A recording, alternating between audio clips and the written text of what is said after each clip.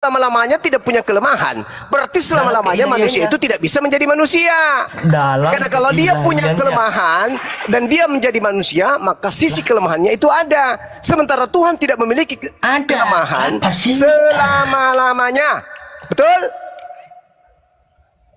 Tuhan selama-lamanya tidak punya kelemahan, kan? Betul. Nah, berarti Tuhan tidak bisa jadi manusia. Karena kapan dia menjadi manusia, maka dia punya kelemahan. Justru dia gak punya kelemahan, dia berhak atas apa yang dia inginkan. Lucu. Dia bisa aja kan? Lucu. Logika iblis ini. Lucu. Anda mengatakan Tuhan tidak punya kelemahan. Kalau Tuhan tidak punya kelemahan, maka dia tidak bisa menjadi makhluk yang punya kelemahan. Tidak bisa. Karena Tuhan itu tidak punya kelemahan, maka dia tidak bisa menjadi manusia.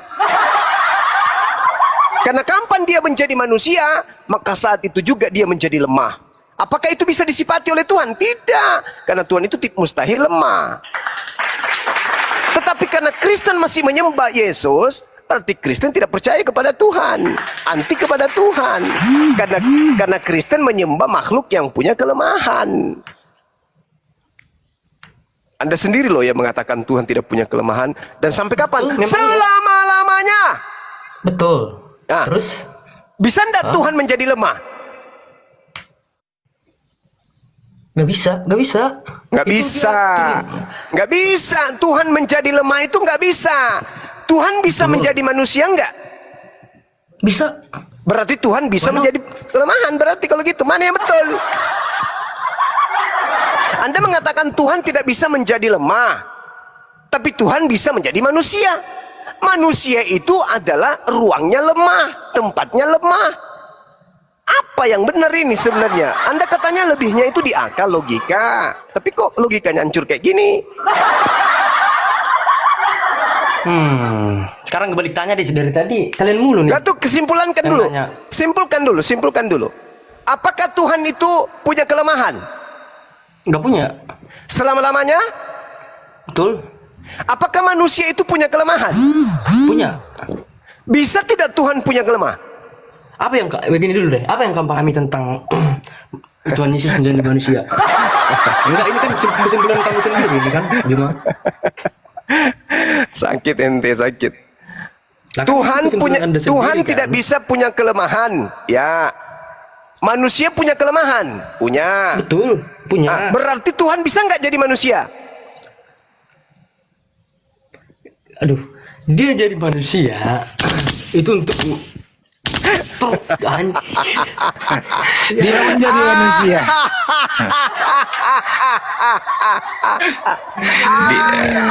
Dia menjadi manusia untuk lemah. Gimana sih? Tuhan tidak bisa punya kelemahan. Manusia punya kelemahan.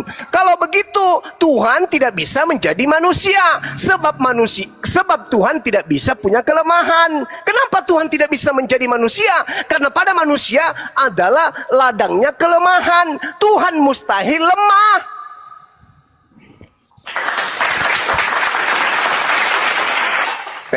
Oke, dalam pencerahan ini oke lah, aku kalah ini. Gua kurang ilmu soalnya, aku oke. Boleh nggak balik bertanya lagi? Kan dari tadi kalian yang bertanya terus. Oke. Ya. Mengakui kekalahan lebih terhormat dari peserta tahu kan? Ya kan? Ya. Oke. Ini deh, yang umum aja deh. Silakan. Soalnya ada rasa penasaran kan? Ya, silakan. Kenapa Nabi Muhammad lah ya, biar agak sopan, menikahi kenapa naik di situ Kak? Saya turun kan nggak dulu di Aisyah yang masih umur 6 tahun gitu Bang. Pertama, Rasulullah Muhammad Sallallahu Alaihi Wasallam tidak melanggar apapun. Tak ada undang-undang yang dilanggarnya. Karena tidak ada undang-undang tentang agama melarang menikah usia 6 tahun pada saat itu. Tidak ada yang menjadi korban dan bukan aib ya, pada masa itu. Tujuannya adalah membuat kemudian seorang wanita menjadi cinta kepadanya dan menghafal semua hadis-hadis yang berasal dari dirinya tentang perempuan. Ingat, yang berasal dari dirinya. Rasulullah Muhammad sallallahu alaihi wasallam datang ke atas muka bumi untuk membawa hukum, membawa syariat, ketetapan hukum-hukum. Siti Aisyah menurut hadis dinikahi usia 6 tahun, serumah di usia 9 tahun. Oke, 9 tahun bagi bangsa Arab itu adalah wanita yang sudah tangguh. Karena kenapa? Orang yang hidup di padang gurun 9 tahun itu seibarat manusia Asia seperti kita ini, itu sudah usia matang 20 tahunan. Kalau orang Arab 9 tahun, di Indonesia itu 20 tahunan fisiknya. Itu yang perlu Anda pahami. Kemudian yang ketiga, menurut sejarah, pada saat perang Badar, perang Uhud, syarat untuk ikut perang itu tidak boleh noise. Kalau noise turunkan aja. Syarat untuk ikut perang minimal usia harus 15 tahun. Aisyah ikut perang Badar di usia 15 tahun. Sedangkan sebelum dan pada saat perang Badar, Rasulullah Muhammad SAW belum menikahi Siti Aisyah. Tapi bang, kemarin ya ada yang bilang gimana tuh? Kemarin ada gimana yang bilang hanya untuk meneliti haid katanya bang. Itu gimana? Tunggu dulu, sabar dulu. Oke. Usia 15 tahun Siti Aisyah ikut perang Badar. Dan pada saat itu beliau sudah belum menjadi istri Nabi Muhammad. Gimana Anda menelaah sejarah ini? Perang Badar terjadi pada saat usia Siti Aisyah 15 tahun dan beliau ikut. Dan di situ dia belum menjadi istri. Berarti informasi awal tertolak. Kedua, ketika ada hikmah yang muncul kemudian tentang hadis yang tadi berbicara mengenai hadis haid, berbicara mengenai Haid, kesuburan wanita, itu juga tidak salah. Itu juga enggak salah. Artinya apa? Apa yang diterangkan oleh baginda Rasul Muhammad sallallahu alaihi wasallam tidak bertolak belakang dengan keadaan wanita. Tidak ada yang keliru tentang itu. Gak ada yang keliru tentang itu. Tapi bang ya, maaf saya potong. Kalau misalkan hanya untuk penelitian, kenapa dengan beralasan menikahi bang? Tidak ada yang melakukan penelitian haid. Tidak ada haditsnya Rasulullah melakukan penelitian haid. Tidak ada hadits tentang itu, gitu. Oh, jangan Anda jadikan itu sebagai acuan. Rasulullah Muhammad SAW tidak pernah melakukan penelitian terhadap haid. Itu nggak ada. Berarti dia salah bang. Berarti dia sesat, salah yang ngomong kayak gitu. Mungkin dia berbicara mengenai keinginannya sendiri. Terserah dia, urusannya dia. Kita juga tidak tahu itu dia siapa kok ngomong kayak gitu. Berarti beralasan keinginan sendiri gitu bang ya, semua bang ya. Yang pasti dalam kaidah Islam baginda Rasulullah Muhammad sallallahu alaihi wasallam tidak melanggar hukum apapun. Tidak ada korban pedofil di sana. Tidak ada bocah merasa kemudian dizalimi di sana. Bahkan Siti Aisyah adalah satu istri yang sangat cinta dan sangat sayang terhadap suaminya. Tuduhan barat mengatakan dia adalah pedofil. Mana buktikan? Korban pedofilnya siapa? Jadi mohon maaf, dari umur berapa Aisyah digauli oleh Nabi Muhammad gitu? Dalam satu kan tadi sudah saya katakan kepada saudara, menurut sejarah risalah kenabian, usia 15 tahun Siti Aisyah belum dinikahi oleh baginda Rasulullah Muhammad sallallahu alaihi wasallam. Aduh, ini jadi banyak inian bang. Kemarin banyak yang bilang dia digauli umur 9 tahun, sekarang 15 tahun belum nikah lagi. Jadi bingung bang jadinya gitu. Ya, Coba, makanya begini. Detail-detailnya ada. Ya, makanya begini. Ketika berbicara mengenai keislaman, maka yang menjadi patokan ketika berbicara orang per orang, maka kita harus mengaitkan itu dengan sejarah. Ingat, apa bang? ya sejarah Islam lah. Masa sejarah Kristen? Enggak ada yang ngebahas Kristen. Jangan kau yang sebab Kristen. Ya makanya aku bilang, Anda bertanya sejarah apa? Kan lucu. Bilang. Oke. Udah. Kalau Anda tidak bisa mengerti ini, ya, maka saya sudah susah untuk melanjutkan. Gantian bro, gantian. Saya pahamin. Ya udah, kamu turun aja, turun. Kalau jangan dulu saya tanya balik dulu. Anda bisa belajar dia. Bro, di dalam Matius 1 itu Pak Yusuf menikahi Maria dalam keadaan hamil. Menurut Anda apa ini melanggar hukum Yahudi, adat Yahudi atau tidak? Jawab dulu ini. Pertanyaan sama. Anda ingin mencari kesalahan Islam, Anda akan temukan itu. Tidak akan Anda temukan, percuma. Bukan nyari kesalahan, bertanya doang. Soalnya bergara kekeliruan. Soalnya kemarin ada yang ngomong. Ya udah, lo jawab juga pertanyaan gua. Percuma. Terlalu jauh Anda melangkah. Pelajari dulu Yesus. Dia manusia atau kucing. Pelajari aja dulu itu. Dia manusia apa kucing? Ini nih. Ini nih. Iya, aku tanya samamu, dia manusia atau kucing? Pertanyaan serius loh itu. Lah, Muhammad manusia apa kerbau? Ya dia manusia. Ku jawab dia manusia. Nah sekarang Yesus itu manusia atau kucing? Jawabanmu? Manusia lah. Ya. Terus? Berarti Anda menyembah manusia. Selesai kan? Selesai. Gitu aja kok repot. Kristen penyembah manusia. Manusia. Di mana? Udah. Ya Kristen penyembah manusia. Sedangkan Tuhan alam semesta bukan manusia. Makanya tema saya itu Kristen anti Tuhan. Sampai situ paham? Samakan manusianya Anda dengan manusianya Yesus, itu jelas berbeda. Oh, alasan apa bedanya? Apa bedanya? Saya dengan Yesus apa bedanya? Apa bedanya coba? Yesus itu Tuhan itu sendiri, Bang. Ayatnya mana? Jangan nipu. Udah diturunkan aja, orang manusia stupid kayak gini ngapain? Ayatnya mana? Yesus Tuhan itu sendiri, pengakuan Yesus mana? Jangan tipu-tipu dong. Manusia Anda dong mengatakan Yesus manusia, Yesus Tuhan itu sendiri, itu Anda sedang nipu. Buat mainan dulu banyak, Mak. Ganti oten sebelum ada oten baru. Enggak, gue juga nipu itu. Di mana Yesus mengatakan dia adalah Tuhan itu sendiri? Tulul. Saya aja lagi ngegambar ini, nggak fokus, nggak penting juga sebenarnya. Bro, entar dulu ini masalah. Berarti kamu asal cuap-cuap. Masalah perkawinan dulu ini. Bro, itu Pak Yusuf menikahi Maria dalam keadaan hamil. Itu melanggar hukum atau tidak? Di mana melanggar hukumnya? Boleh nggak menikahi wanita dalam keadaan hamil di zaman itu? Sah-sah aja. Tak boleh. Saya menurut nenekmu. Rajam itu. Intinya Boleh. kalau Kristen apapun boleh, nyembah manusia juga boleh kok. Iya juga sih. Iya dong. Nah, kami mah nggak ada Kristen gitulah, Kristen gitulah. Allah gitu. Iya. Lah, no. Mana mungkin kami ngelilingin batu. Udah mulai ngaco dia. Turunin si monyet ini turunin. Udah mulai ngaco dia. Turunin. Udah mulai ngaco.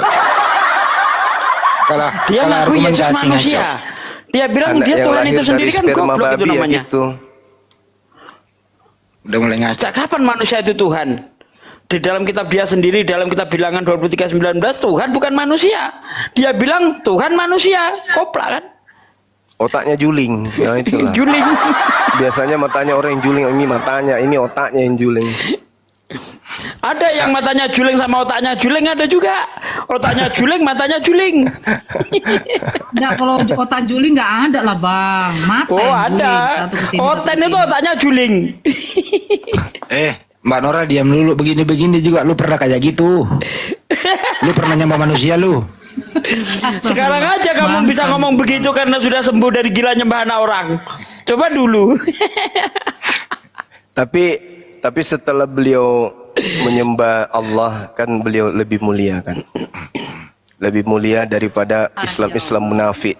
Iya, Masya Allah. Langsung mukanya kayak skincare.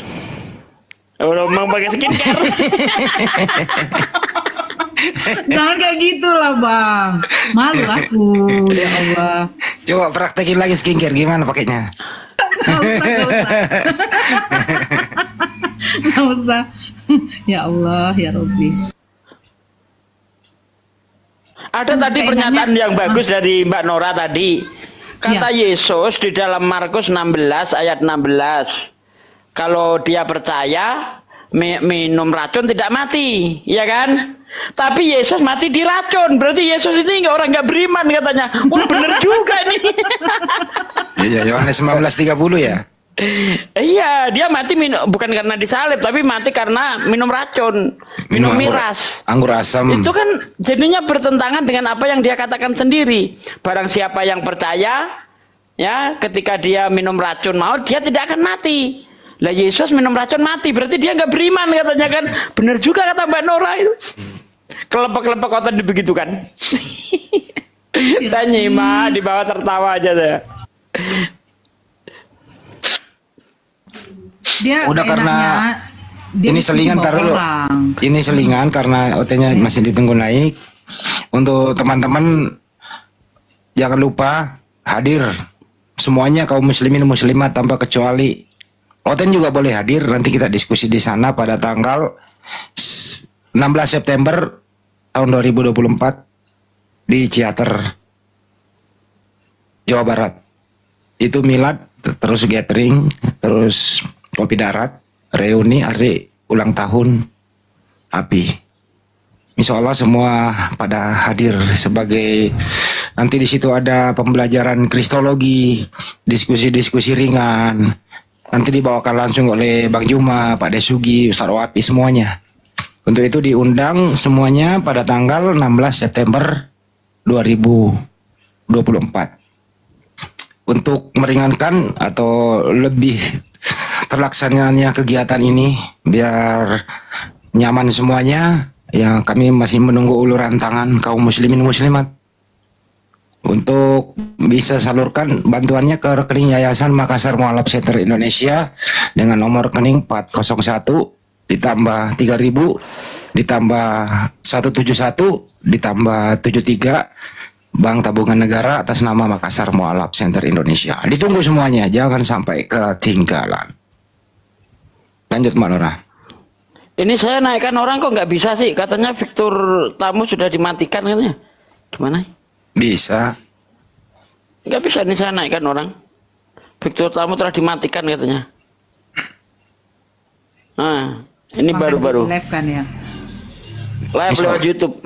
Insya Allah di live kan bisa. Assalamualaikum warahmatullahi wabarakatuh. Waalaikumsalam warahmatullahi wabarakatuh. Mandu juga sama kayak cuka apel ini banyak kaya manfaat ya yang dapat kita kita dapatkan jika kita juga mengkonsumsi madu ini. Apa sih ini? Setiap hari ya. Aduh. Naik kok yang dibahas lain? Madu. Apa sih? Madu. Gak ada salam, gak apa kok langsung promosi. Maksudnya apa ya? Bawang tawon itu Bang. Bawang tawon. Coba disambut yang baru datang itu Bang Andi. Retno, selamat siang. Assalamualaikum warahmatullahi wabarakatuh. Waalaikumsalam. Retno. Halo Retno. Nggak ada suara, kita turunkan dulu.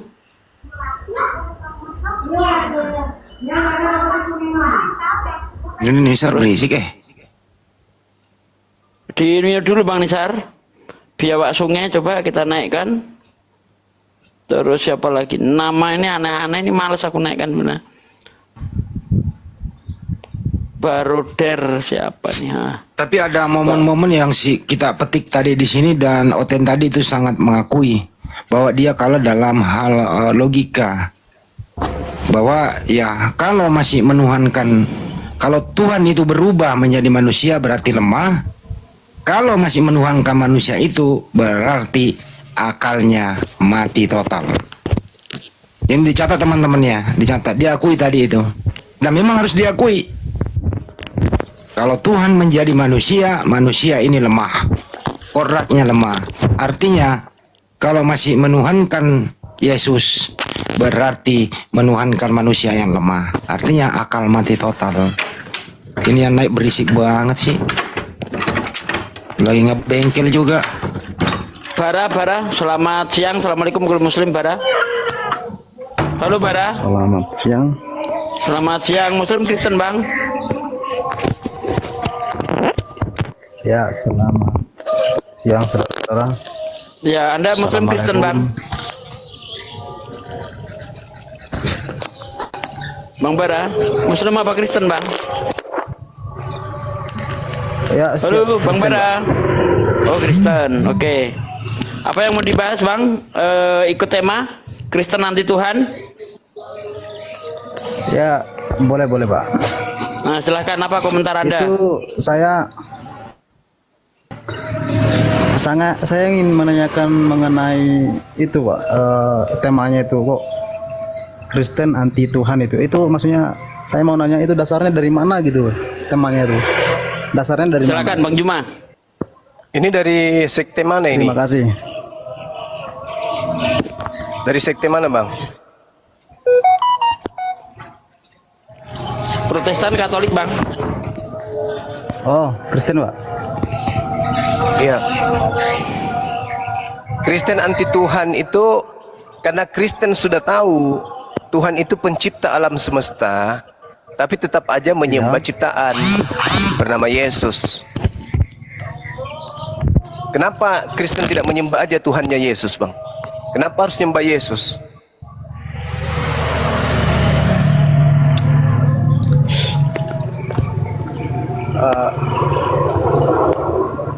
Yesus kan mengajarkan murid-muridnya untuk menyembah. Bang, secara detail gitu, apa dasarnya gitu? Dasarnya karena Kristen menyembah Yesus yang juga bertuhan. Kenapa Kristen masih menyembah Yesus sementara Yesusnya bertuhan? Kenapa bukan Tuhannya Yesus aja yang disembah? Masih menyembah Yesus. Apa nggak cukup dengan satu Tuhan aja, yaitu yang mereka sebut Elohim, pencipta alam semesta? Apa nggak cukup dengan itu? Mesti harus menyembah Yesus juga gitu loh. Bukannya nggak cukup, Bang. Jadi kan Tuhan kami itu kan disebut ya Allah Tritunggal gitu kan. Nah itu nggak cukup itu, karena Anda tambah-tambahkan lagi kan. Padahal Tuhan itu kata Yesus satu-satunya, tak ada yang lain. Bahkan hidup kekal di dalam Yohanes 17:3 itu diperoleh ketika mengenal Tuhan itu satu-satunya Tuhan, tak ada yang lain. Dan Yesus mendudukkan dirinya pada saat itu sebagai utusan. Hidup kekal itu mereka mengenal engkau satu-satunya Tuhan, dan yang kedua mengenal Yesus yang engkau utus. Nah, terus kenapa Kristen setelah mendengarkan ucapan Yesus hidup kekal itu adalah mengenal Tuhannya Yesus satu-satunya Tuhan dan mengenal dirinya sebagai utusan Tuhan, kenapa nggak puas? Kenapa mesti Yesus juga menjadi Tuhan? Padahal Yesus mengatakan satu-satunya, nggak ada tambahan yang lain. Aku hanya utusan, tapi Kristen tidak puas. Oh.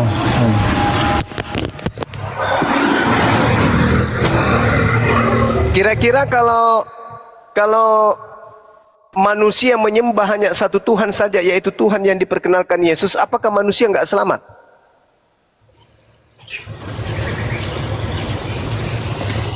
Iya begini, karena kan abang belum memahami maksudnya itu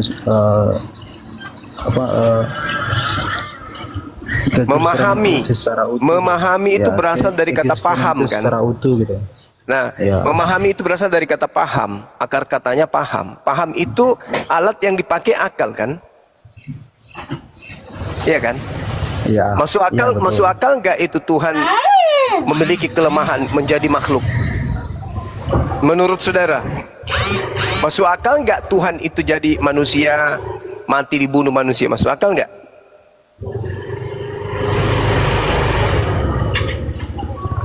Ya kan karena nggak tahu, abang belum tahu seutuhnya itu sejarahnya gimana gitu kan. Tahu itu kan berasal dari akal, ya kan?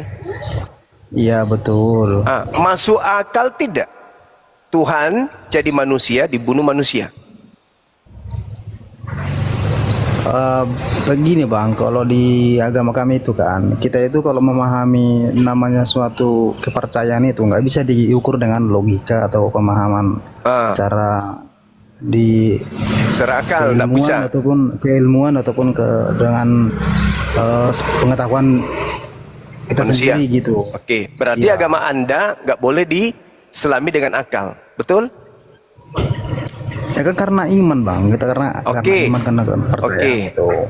Oke, berarti karena kita mengimani itu bukan karena secara logika atau pemahaman kita sendiri gitu, atau dengan ilmu pengetahuan, enggak. Jadi orang menjadi Kristen itu bukan polanya berilmu dulu berarti ya. Lalu apa? Kalau bukan ilmu lalu apa bang? Harus tidak berakal. Untuk jadi Kristen harus enggak berakal, buang akal. Kalau jadi Kristen kan akal katanya enggak. Nah sekarang kalau jadi Kristen kalau bukan akal lalu untuk apa yang kita pakai untuk masuk? Saya ini mau masuk Kristen kalau pakai akal enggak boleh. Karena mustahil saya masuk Kristen kalau saya masih menggunakan akal, itu mustahil. Nah saya ingin masuk Kristen, saya harus membuang akal saya. Orang yang membuang akalnya itu orang apa namanya bang? Ya. Gimana bang? Orang yang membuang apa tadi? Membuang akal.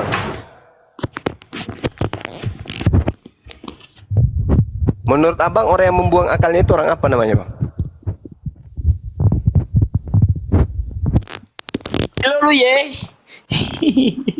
Gimana ya? Bukannya gimana jelaskannya sama bangnya? Biar Anda nggak bisa menjelaskan apa-apa karena penjelasan itu polanya akal. Bagaimana Anda membuang akal tapi menjelaskan pakai akal? Gimana ceritanya itu? Anda mengatakan agama kami itu tidak berdasarkan logika. Terus Anda ingin menjelaskan, penjelasan itu harus logika. Kalau penjelasan tidak seperti logika, itu orang ngigau. Kalau tidak berdasar logika, itu ngigau namanya bang.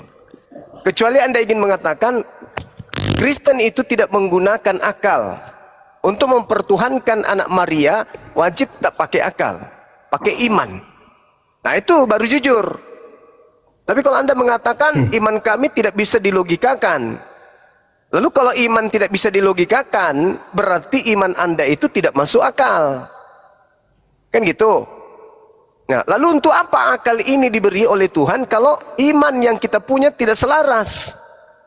Bukankah Tuhan itu maha mengetahui? Sedangkan iman itu dasarnya dari Tuhan. Maka kesimpulannya akal dan iman itu harus sejalan dong. Bukan bertentangan. Karena imannya dari Tuhan, akalnya dari Tuhan. Dua-duanya harus selaras. Tetapi kalau akal dan iman bertentangan, ya ada yang keliru di situ. Kalau dari Tuhan pasti masuk akal. Nah sekarang ajaran menyembah Yesus itu dari Tuhan atau dari mana bang? Mempertuhankan Yesus itu dari Tuhan atau dari mana? Karena kalau dari Tuhan tidak bisa kontradiksi, kontroversi itu nggak mungkin. Karena Tuhan itu maha mengetahui, kecuali Tuhan palsu. Tuhan palsu itu nggak mau mengetahui. Lain di akal, di iman itu Tuhan palsu. Nah sekarang menurut saudara, apakah saudara itu menyembah Yesus berdasarkan pengetahuan akal, atau itu hanya imani saja?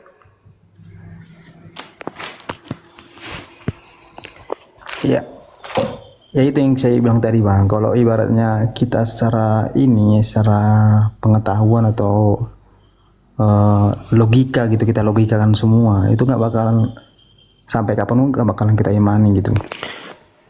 Berarti Yesus penipu bang, kalau begitu bang. Karena menurut Yesus itu di dalam Markus 12 ayat 31, ya kasihilah Tuhan Allahmu dengan segenap hatimu dan dengan segenap akal budimu.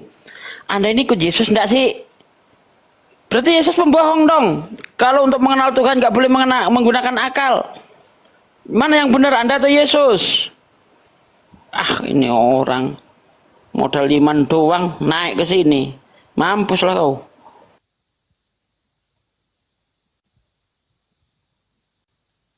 Memang begitu kalau di gereja Pak D. Ngeri kalau doktrin dari gereja ini, ngeri kali, nggak sesuai dengan Bible. Kan? Kemana dia? Bara-bara? Bere? Ke perpustakaan. Untuk apa? Untuk membaca. Lah, membaca bukannya pakai akal itu.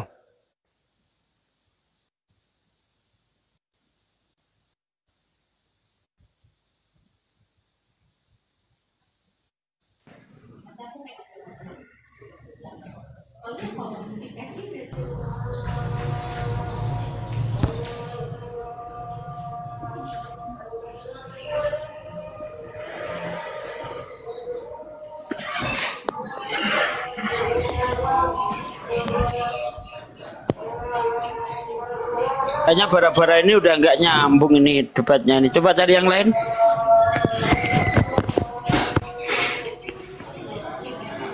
Berisik doang. Henzi Yohana, selamat siang. Halo Henzi. Halo. Ya, Islam Kristen Bang. Kristen. Oh Kristen. Lanjut Ahi.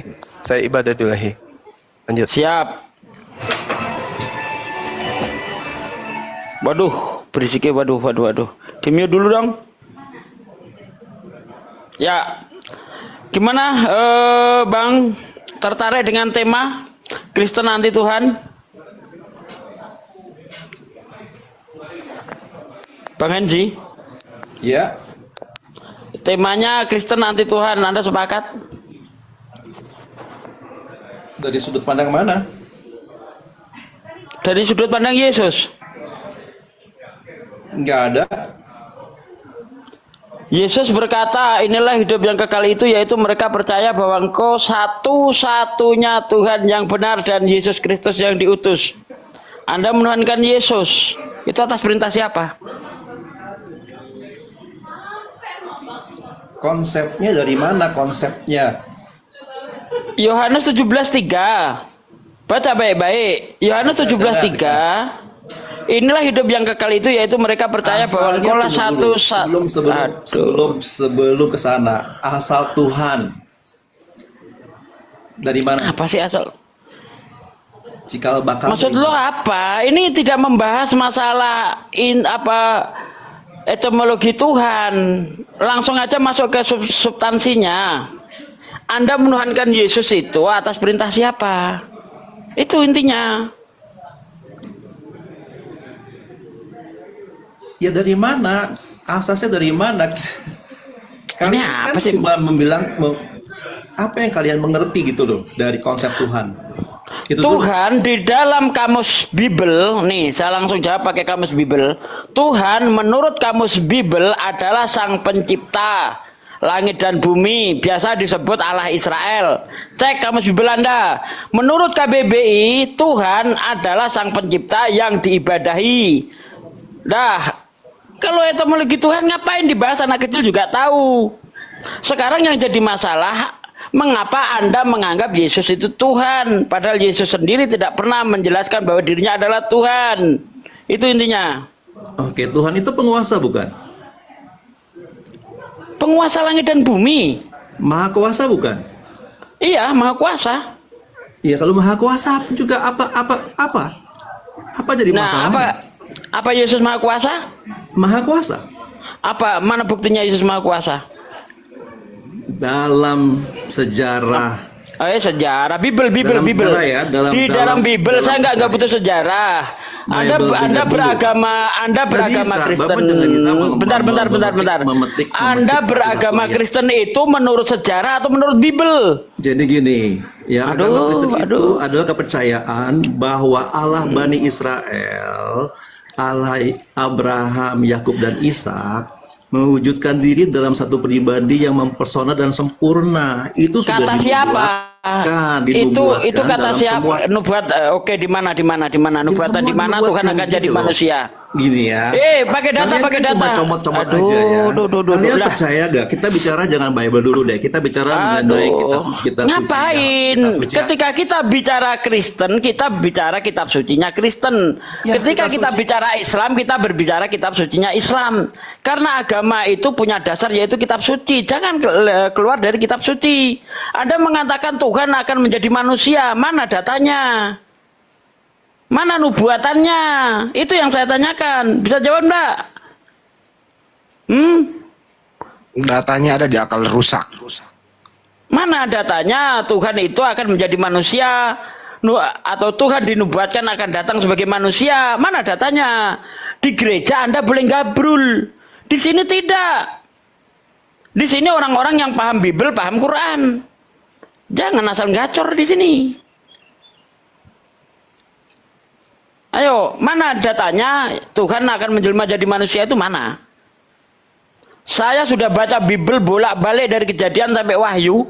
Bahkan belum ada pendeta yang hafalan Biblenya melebihi saya. Saya tidak menemukan di dalam kitab perjanjian lama Tuhan akan jadi manusia. Di mana? Oh, kok membahas masalah Kristen keluar dari Bible? Gimana ceritanya? Mau pakai asumsi doang? Nggak masuk. Debat di sini pakai data, bukan pakai ngarang. Udah, nggak ada jawaban? Turun. Kalau nggak ada jawaban, cari yang lain. Dulu Pak De, biar di sini membusuk dulu. Biar di sini membusuk. Nah, udah sama Bang Andi, silakan. Enggak, jangan diturunkan. Biar dia membusuk dulu di sini. Yang lain aja dulu. Zulyuni, Kristen apa Islam?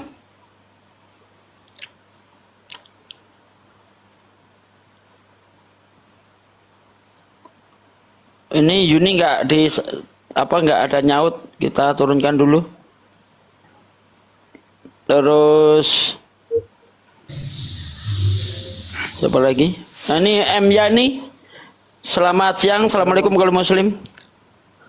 Waalaikumsalam warahmatullahi Muslim dari Kalimantan Barat. Oh, masya Allah. Kalimantan Baratnya mana, Bang?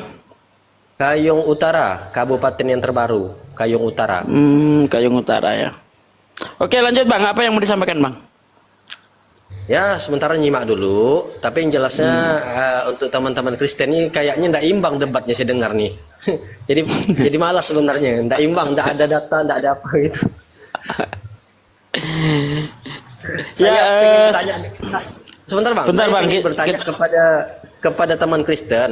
Ini dia biasa mengatakan bahwa kalau Allah di surga sebagai Tuhan Bapa. Saya mau nanya, kalimat Allah ini bahasa Arab kah atau bahasa Roma gitu? Karena Kristen kan dari Roma kalau tidak salah tuh. Teman Kristen bisa jawab enggak? Ya, biar saya jawab. Jadi mereka itu mengapa memakai kata Allah, ya kan? Itu tujuannya untuk menipu, Bang. Karena kalau mereka itu tidak pakai kata Allah, nggak laku di Indonesia. Karena Indonesia itu mayoritas Kristen, mayoritas Muslim. Nah, kalau mereka itu hidup di mayoritas Hindu, Tuhannya jadi Sang Hyang Widi. Kalau hidup di mayoritas Konghucu, Tuhannya jadi Sungguh Kong. Jadi Kristen itu di mana dia berada, di mayoritas mana dia berada, itulah yang jadi nama Tuhannya. Ketika dia berada di Sumatera Utara, di kalangan orang Batak, ketika orang Batak itu agamanya permalin, yang disembah Debata, Tuhan mereka jadi Debata, begitu Bang. Oh, gitu. Itu Kristen seperti itu. Debata Pak, Debata. Salah dong Mbak. Halo. Bukan Debata, Debata. Debata ya, Debata.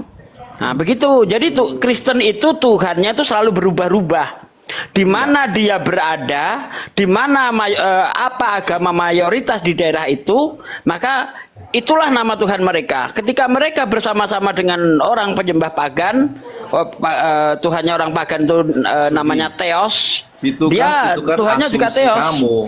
Kok asumsi? Kamu kata Allah itu sudah ada. Sugi, kata Allah itu sudah ada di kekristenan. Di mana? Di bangsa Arab, di Syria. Buktikan kepada saya kata Allah sudah Sugi, ada di dalam. Aduh, saya butuh data. Saya butuh data. Saya butuh data. Mana datanya? Apa nama kodeknya? Apa nama manuskripnya? Di abad ketiga yang berbahasa Arab. Ayo sini. Ayo dong, jangan gabrul kau di sini. Kodek apa? Ya, yang berbahasa Arab sebelum adanya Islam. Ayo sini. Orang Kristen Arab abad ke-9 kok. Ayo sini. Kodek apa yang berbahasa Arab sebelum ada Islam? Jangan nipu-nipu di sini. Kita pakar sejarah, pakar Bible, pakar ada Quran. Arab maklum Pak De. Arab maklum. Ada kodek, ada Pak De. Pak De belum pernah baca kodeknya Sikira Baraba Pak De. Nah itu kodeknya. Kodek Salimba. Kodek Salimba. Kodek Salimba. Bukan, kodeknya Risuli Lubis. Sikira Baraba itu kodeknya. Jangan tipu-tipu. Kodek tertua Bible bahasa Arab itu namanya kodek Monsine. Kodenya 151. Itu ditulis pada kapan? 859 Masehi, 61 Masehi. Sebelum itu nggak ada kodeks bahasa Arab. Jadi mereka itu pakai apa? Bahasa Syria.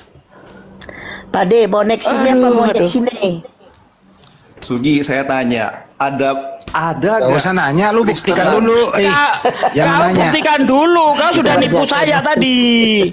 Buktikan dulu kodek apa ya Bible bahasa Arab sebelum datangnya Islam. Tunjuk kemari. Kita perlu data, bos. Jangan tepu-tepu, bos. Kristen yang benar-benar nggak bermutu orang-orang kamu yang punya asumsi, kamu ya punya kenyataan udah kaget. tunjukkan kepada saya kodek apa ya namanya tidak apa nama kodeknya. Terima kenyataan nggak orang-orang di Syria itu, orang-orang Arab Syria itu Kristen? Emang orang Syria bahasanya bahasa Arab, koclok ini orang ini. Aduh. Aku tanya, Quran itu gak usah nanya, buktikan dulu. Gak usah nanya, buktikan dulu kodek apa. Yang Bible bahasa Arab sebelum datangnya Islam, apa nama kodeknya? Quran bahasa apa? Quran bahasa Arab. Emang kenapa?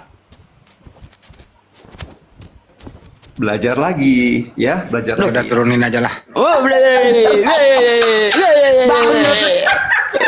Bahlul. Belajar lagi kita. Bahlul akut itu namanya itu. Ditanya kodek apa nggak ngerti. Malah saya suruh belajar. Saya ngerti kodek yang pertama. Bible bahasa Arab itu namanya Mount Sinai. Ditulis 2 abad kemudian setelah Islam. Kodenya 151. Lo nggak ngerti apa-apa nyuruh saya belajar, koplak lo. Lagian gini loh Pak De, ngapain sih Kristen ke Arab-Araban? Kenapa nggak mau ke Yunanian sih? Bukankah kantor pusat Kristen itu ada di Vatikan? Emang kantor pusatnya Kristen di Arab? Kristen Arab juga itu ya menerjemahkan ke bahasa Arab berdasarkan bahasa Yunani dari kantor pusatnya di Vatikan. Mestinya ya harus berbau Yunani dong. Kenapa mau ke Arab-Araban lo? Apain coba? Ke Yunanian dong. Biar keren.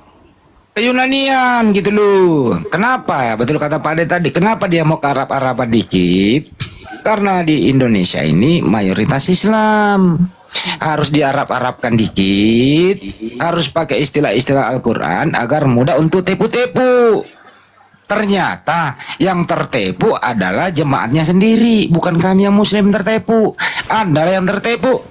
Buktinya ini Anda naik ke sini dengan apa? Dengan bentuk ketipu sama Yunani, ketipu sama Salemba. Gak ngerti apa-apa lu. Kamu menerima apa adanya saja terjemahan itu. Kamu gak mau belajar. Kita ajarin kamu yang benar di sini, tetap kamu mau berpersin ketipu. Coba saya besarin Bang Andi, ini kita buktikan bahwa Kristen itu Tuhannya selalu berubah-ubah di setiap daerah. Ya, kalau dia hidup di lingkungan Hindu, nama Tuhannya nama orang Tuhan Hindu. Nih saya buktikan nih, ini Yohanes 1 ayat 1 nih. Sang Hyang Widi. Ya, sadurung ya jagat puniko kaweteng antuk ida Sang Hyang Widiwasa. Nah, ini dia ini Tuhannya nih. Sang Hyang Widiwasa nih, ha. Ini dia. Kalau saya bisa bahasa India, aku tunjukkan bahasa India. Mungkin nama Tuhannya jadi apa ya India itu ya? Bagawan. Nah, Bagawan. Nah, begitu. Nanti di Cina jadi Sunggokong dia. Kalau nih, ini bukan ini data ya, enggak gabrul ya. Iya betul. Nih, Sang Hyang Widiwasa. Kalau bahasa Batak Pak De coba. Di Bata. Ya coba.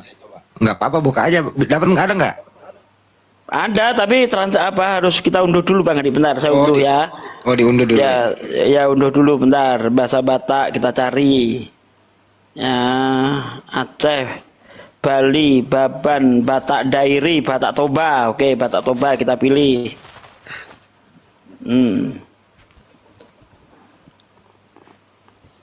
Oke.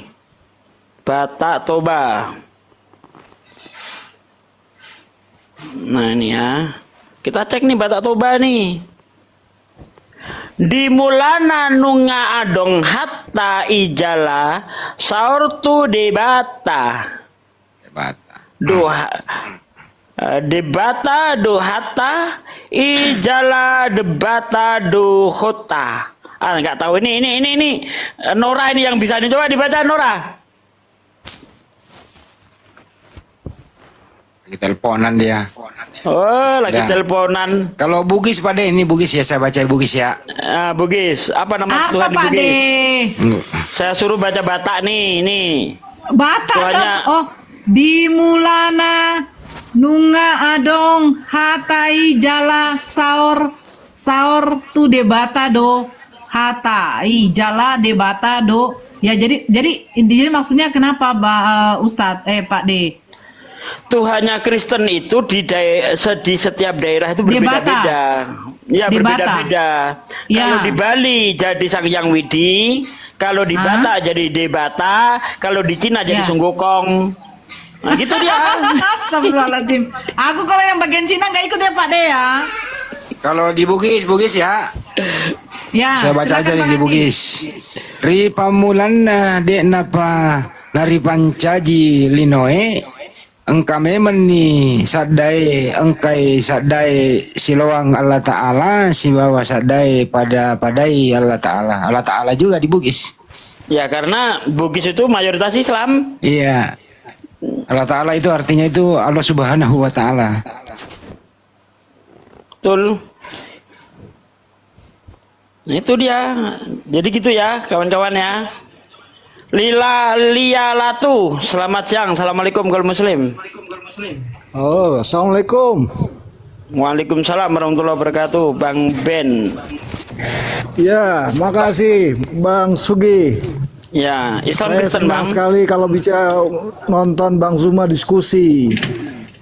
Jadi mencerdaskan kita sebagai muslim, biar tahu. Tapi kalau caranya Pak Sugi menjelaskan itu diskusinya nggak enak caranya. Oh, nggak apa-apa. Nggak elegan. Oh, nggak elegan, nggak apa-apa Bang. Iya. Nggak masalah. Kalau begitu abang aja yang diskusi coba. Ada nanti abang yang naik. Kalau ada Kristen abang coba yang diskusi. Jangan sampai Anda tidak bisa bawa motor, tapi Anda mengkritik Valentino Rossi, nggak bagus Bang. Ya namanya ini Bang, kalau kita lihat apa ya orang nonton bola, bahkan yang stroke itu lebih hebat daripada pemain Bang. Ada penonton stroke ini kan tangannya kete-kete gini kan, goblok kau nggak bisa nendang kau katanya. Padahal dia sendiri sedang stroke Bang Andi. Iya itu. Gak heran Bang Adi, itu udah biasa itu. Jadi masing-masing orang itu punya cara. Kita tidak bisa seperti Bang Juma, Pak Desugi nggak seperti Bang Juma, saya nggak bisa seperti Pak Desugi. Masing-masing punya karakter. Betul. Ya. Ya kalau Anda punya karakter juga ya tampilin dong, jangan kerjaan cuma ngeritik. Lebih baik Anda ke laut aja lah. Di laut sekarang lagi butuh Anda itu pembersihan yang perlu supaya tidak ada sampah-sampah lagi gitu ya. Iya itu muslim mona. Biarin aja, nggak apa-apa. Memang dakwah itu ya memang harus menemui kontroversi. Wajah sering digituin Pak De. Oh wah, itu malah menjadi pupuk. Nabi Muhammad aja dulu dibilang gila kok. Gara-gara apa? Gara-gara dakwah. Iya kan? Kalau Anda dakwah, ada orang mengatakan Anda gila karena dakwah Anda sudah betul. Tapi kalau karena dakwah, orang Kristen justru memuji Anda, ini perlu dipertanyakan dakwah Anda. Berarti Anda pro-Kristen. Gitu ya? Aku bukan cuma dibilang gila Pak De, aku dibilang pelat. Kembali ke topik. Kenapa ya? Di semua terjemahan Yohanes 1 itu Pak De ya bau Yunaninya hilang, logosnya hilang, teosnya hilang gitu loh. Semua harus dia inkulturasi, apa sih bahasa Indonesianya itu ya? Dia disamarkan dengan keadaan yang mayoritas gitu. Hilang asal usulnya. Hilang Yunaninya gitu. Kenapa mereka tidak mencintai budayanya ya gitu? Kalau sampai Oke kira-kira Bang nih ya, Adi, apa sih? izinnya apa? Izinnya apa? Silakan dulu, selesai dulu sapanya. Oke, siap. Nih. Cinta, selamat sore, agama apa? Selamat sore, Assalamualaikum. Saya agama Islam. Waalaikumsalam warahmatullahi. Saya ini tadi terpencet, abang-abangku semua ini terpencet. Saya biasanya di bawah aja. Oke, thank you. Oke, yang agama Kristen yang mau diskusi silakan naik. Lanjut Bang Handi. Kalau sampai ya terjemahan Bible ini ke Indonesia, dihilangkan semua yang berbau-bau Islam atau istilah-istilah dalam Al-Quran, seperti sampulnya diganti menjadi Bible, Biblika atau Biblos, kata Allah diganti kembali menjadi Theos lah, terus firman kembali menjadi Logos, terus utusan diganti menjadi apostolos, os semua begitu. Ya saya yakin ya nggak bakal laku. Ya paling Kristen masih 0,00001% Bang Andi di Ya, Indonesia gitu. kalau itu yang dipakai. Ya mestinya harus itu begitu. agak banyak, iya, dia itu banyak pengikut itu kan karena pakai istilah-istilah Islam. Jadi kita tahu sendiri awal mulanya itu kan Isa, ya kan, Yahya, Ibrahim, nah, kayak gitu masjid, bahkan dipakai itu Bang Andi. Kalau tanpa seperti itu nggak laku Kristen. Sekarang coba Indonesia orang Islam ditawari, hei orang-orang Islam, yuk kita nyembah Theos yang tertulis dalam Biblos, yang disampaikan oleh apostolos. Kira-kira tertarik enggak orang Islam kayak gitu? Jangankan orang Islam, Kristennya sendiri bingung, apa lagi nih? Jadi mereka ini di Indonesia, mohon maaf ya, harga dirinya itu nggak ada, identitasnya nggak ada, identitas asli dari kantor pusatnya hilang. Ini siapa sih kalau orang ngomong naik berisik gitu?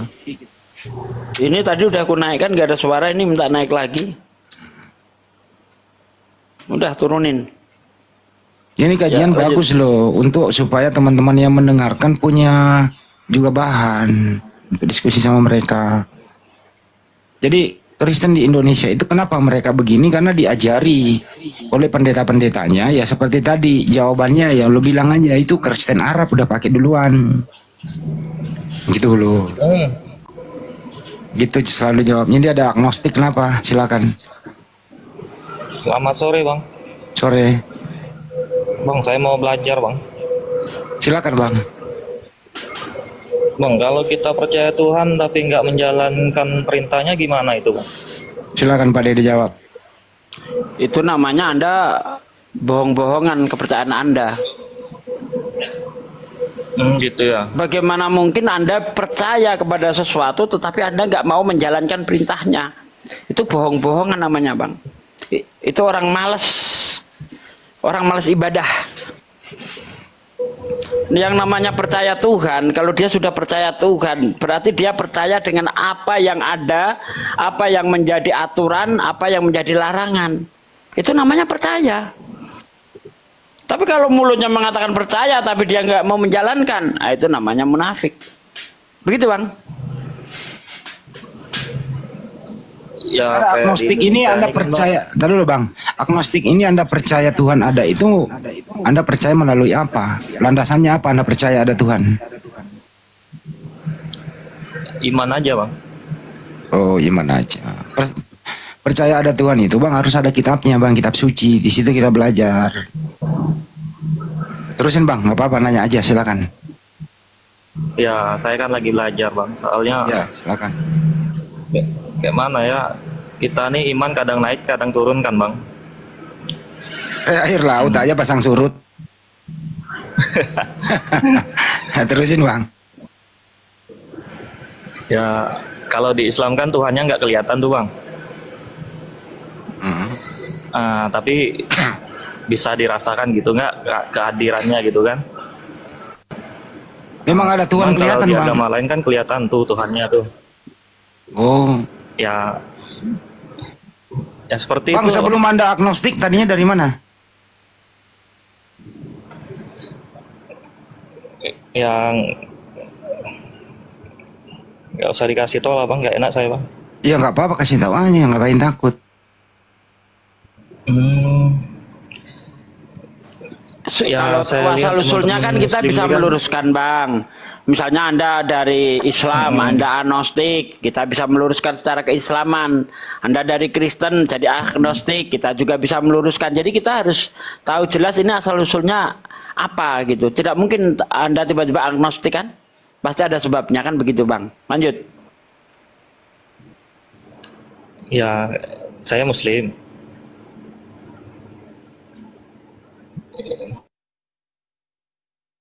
Ini Islam tapi nggak sholat, nggak seperti syariat Islam yang dilakukan gitu, nah Bang.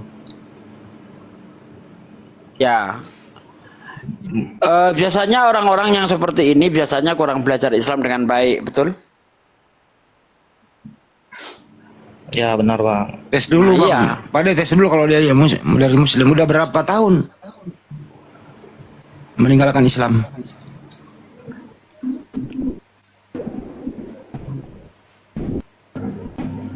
Bro, udah berapa tahun? Nggak boleh ngomong berapa tahun, kayaknya tuh Bang, bertahun-tahun sudah Bang, nggak tahu sudah berapa tahun Bang. Orang tuamu masih Muslim? Jujur Bang, jangan bohong sini ya. Masih Bang. Oke. Jadi kamu masih bisa baca Al-Fatihah dong? Muslim Bang. Masih bisa baca Al-Fatihah Bisa. gitu? Bisa Bang. Masih bisa syahadat? Bisa. Gimana cara itu Bang, meningkatkan keimanan Bang? Yang harus benar-benar ikhlas memeluk Islam. Karena yang membuat orang itu keluar Islam ya karena Anda itu dikalahkan oleh iblis yang mencari teman ke neraka. Iblis itu selalu menggoda manusia kalau ingin menjalankan perintah Tuhan. Ngapain sih sholat capek, kata iblis. Mending kau duduk di pos ronda atau kamu main gaple aja kan gitu. Ya cara melawan iblis itu Bang ya ambil air wudhu, tenangin diri, nyantai, baca istighfar. Itu cara melawan iblis itu. Iblis itu ada yang kelihatan, ada yang enggak. Kan gitu. Bentar Bang, saya angkat telepon dulu Bang. Kirain mau angkat panci. Bang Andi, korekku mana nih Bang Andi? Nyariin korek nggak ketemu Bang Andi. Jatuh ke bawah Pak Dek. Keinjak. Apa iya? Iya. Coba aku tengok jatuh ke bawah. Oh iya bener ini sebelah sebelah kanan jatuh ternyata. Tahu aja Bang Andi ini. Semua kemana ya nggak jatuh? Keinjak kan, hampir keinjak.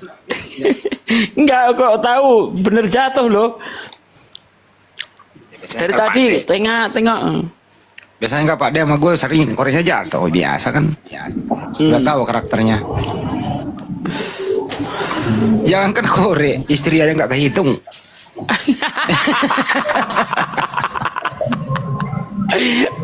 Marino PT Jos. Aduh berisik Bang. Bang agnostik berisik.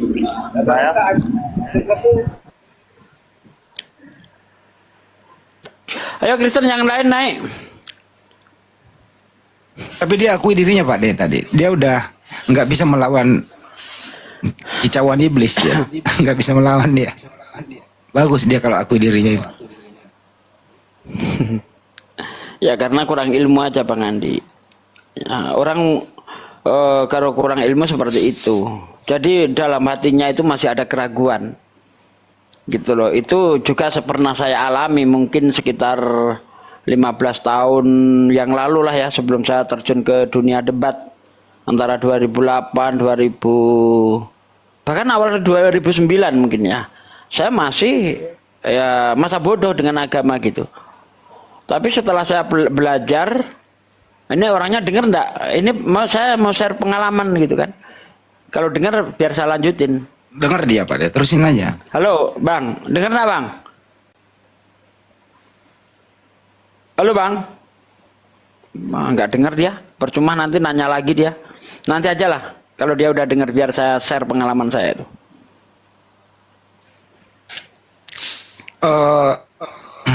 Bintang timur itu, Lucifer itu, iblis itu bisa berbentuk benda, bisa berbentuk manusia, bisa nggak kelihatan. Yang paling parah itu yang merasuki nurani, mempengaruhi saraf-saraf. Jadi refleks jadinya gitu. Tadinya Anda mau ke kanan, dia menggerakkan otak Anda itu ke kiri. Tadinya Anda ingin ya silakan Pak De. Ya. Jadi gini Bang ya, hal semacam Anda itu sudah pernah saya alami 15 tahun yang lalu. Ya saya itu. Oh ya gimana Bang? Ya saya itu protes sama Tuhan gitu kan. Ya intinya saya udah males-malesan lah ibadah gitu. Jadi kenapa begitu? Karena saya itu belum bisa membuktikan Islam secara benar. Nah saya itu mulai taat kepada Allah, ya kan? Setelah saya tuh betul-betul tahu bahwa Islam itu benar. Nah, saya mendapatkan kebenaran Islam itu setelah saya baca Bible, baca kitabnya orang Kristen. Saya bandingkan dengan apa yang tertulis dalam Quran.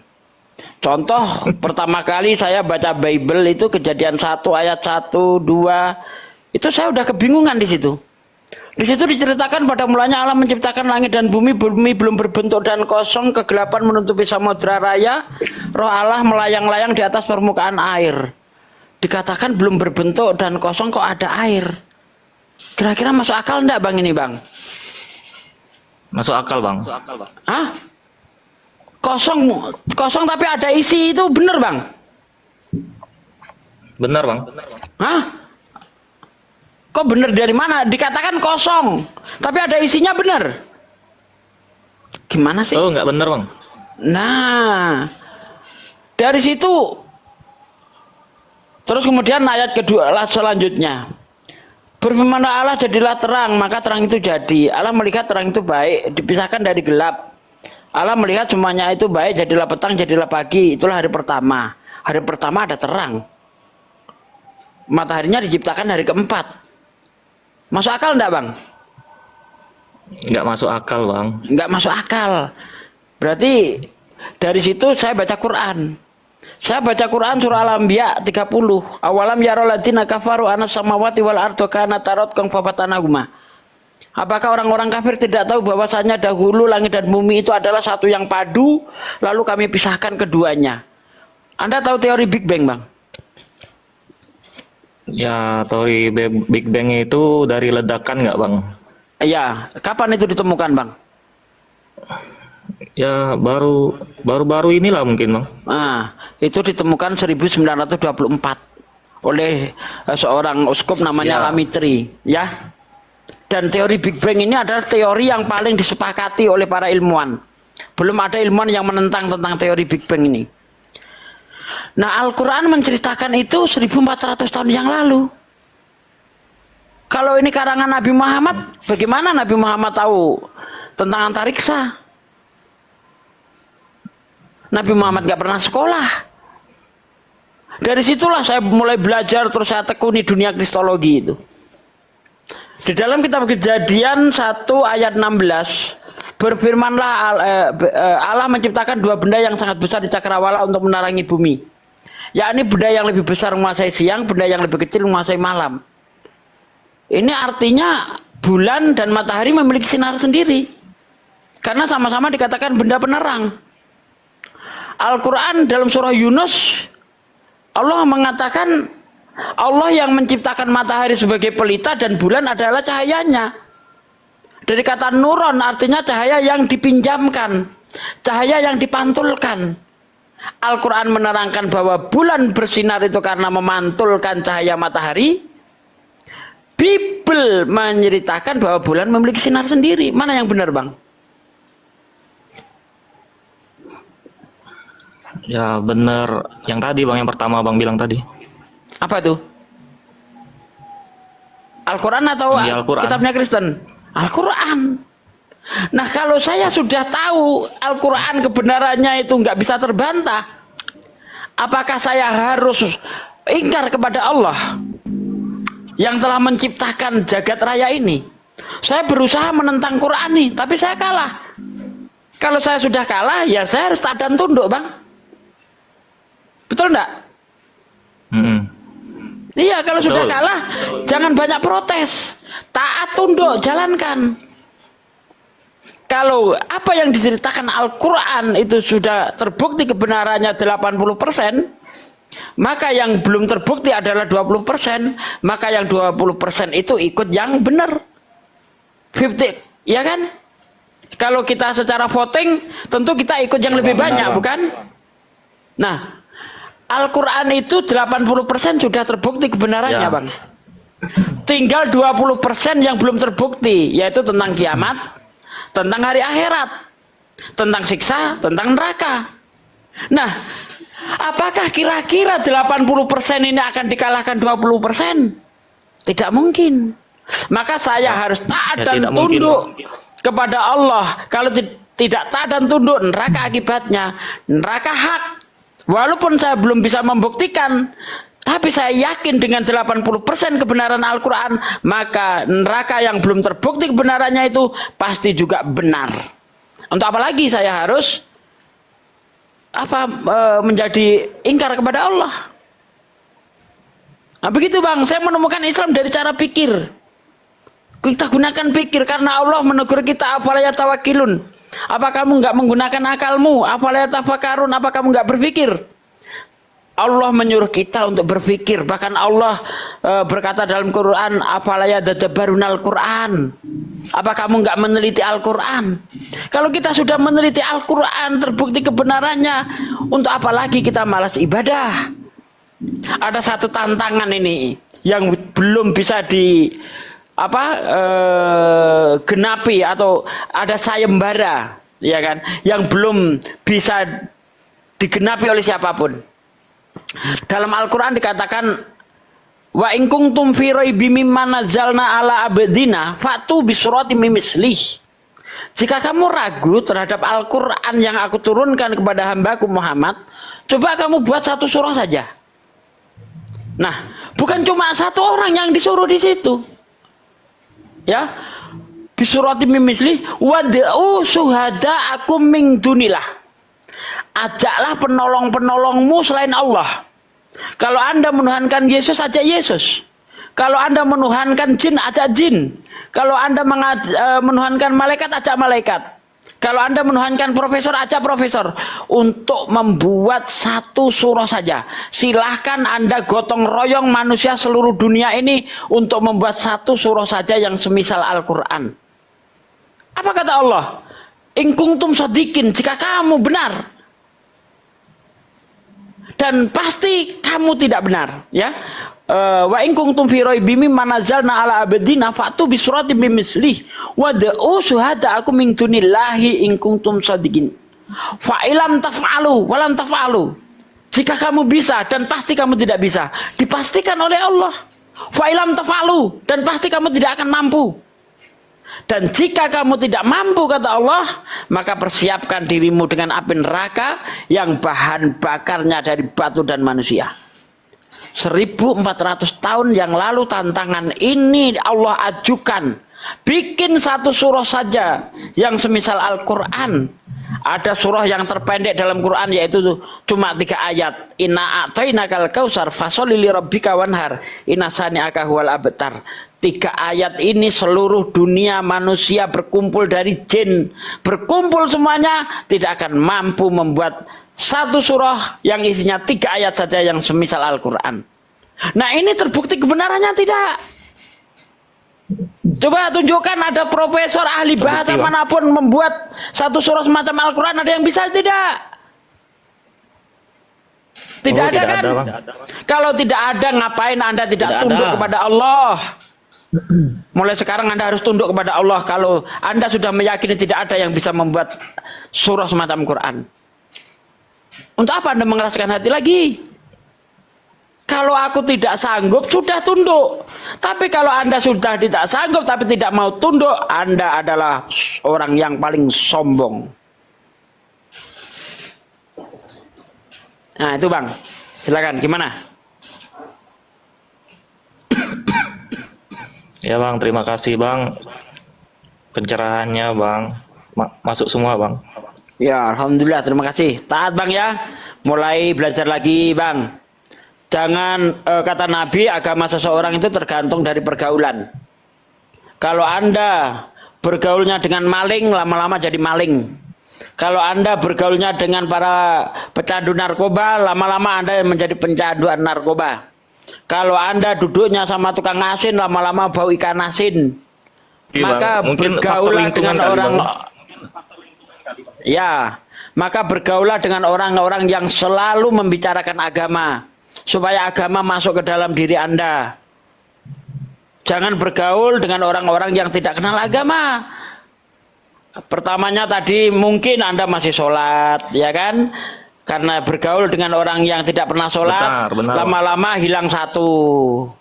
Terus besok hilang 2, besok hilang 3, besok hilang 4, besoknya sudah nggak sholat lagi. Makanya bergaul dengan orang-orang yang soleh, orang-orang yang cinta agama. Gitu Bang. Itu cara mengobatinya Bang ya.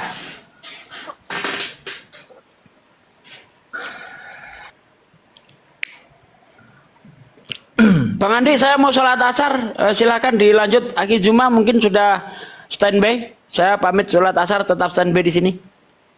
Standby dulu, lanjut. Bang Andi, silakan.